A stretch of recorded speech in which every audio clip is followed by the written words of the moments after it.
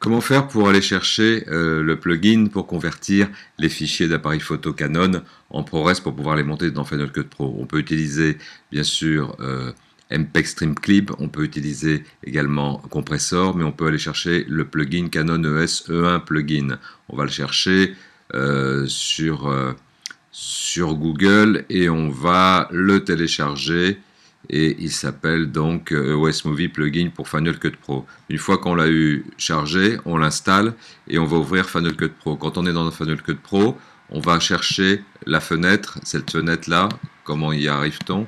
En faisant lister, transférer. Lister, transférer, on veille bien à ce que dans l'écrou, ici, dans Préférences, on a bien le plugin qui apparaît ici. Le plugin nous dit que je vais passer d'un format source, EOS Movie, à un format cible qui va être ProRes. On a le choix entre différents ProRes.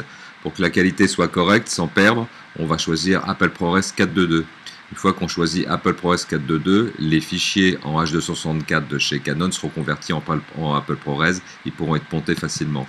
Donc je sélectionne le ou les plans que je veux sélectionner avec la touche Shift et puis je les glisse.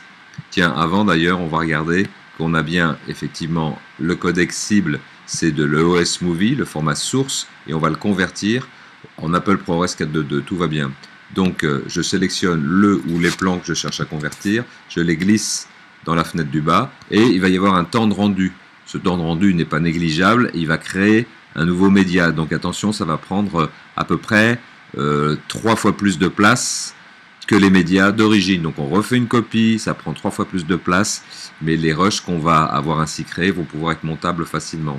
Donc ils apparaissent, après le temps qui dure trop longtemps à mon goût, eh bien le temps nécessaire à cette conversion va nous permettre de faire apparaître les fichiers ici, qui ont gardé leur nom, qui ont gardé toutes leurs caractéristiques, et quand je regarde ici les informations, je vois que maintenant il s'agit non plus de H264, c'est du codec Apple ProRes 422.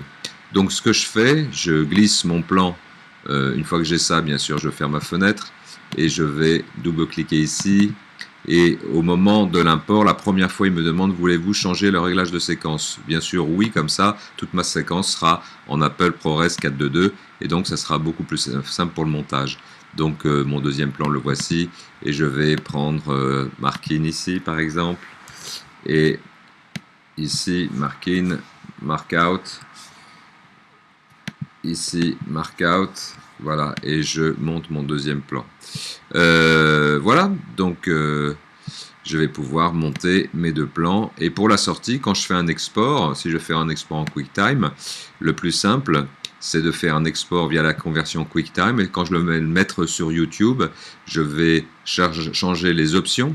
Je vais l'appeler test H264. Lorsque je vais le mettre sur YouTube, il faut que je prenne ces réglages, les réglages suivants. Dans la famille réglages, je vais choisir H264. Dans la famille débit, je vais choisir 5000. OK. Là, je vais le mettre à 25 images par seconde. Je laisse le reste là où c'est. Dans la famille filtre, je ne fais rien. Et dans la famille taille, je vais bien sûr prendre de 1280 par 720 pour YouTube, ça suffit. Et pour le son, je vais choisir un son de qualité en prenant du 44.1 ici. Pour YouTube, c'est ce qu'il faut. Et non pas du PSM linéaire, mais un codec AAC pour le son, un débit pas mauvais de au moins 256 pour que le son soit pas mauvais. Une fois que j'ai fait ça, tout est prêt, j'enregistre ça par exemple sur le bureau où je veux, et c'est parti.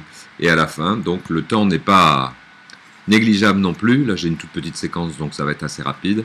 Donc une fois que ce fichier est créé, je vais pouvoir le récupérer sur mon bureau et je vais pouvoir l'uploader sur Vimeo ou sur YouTube.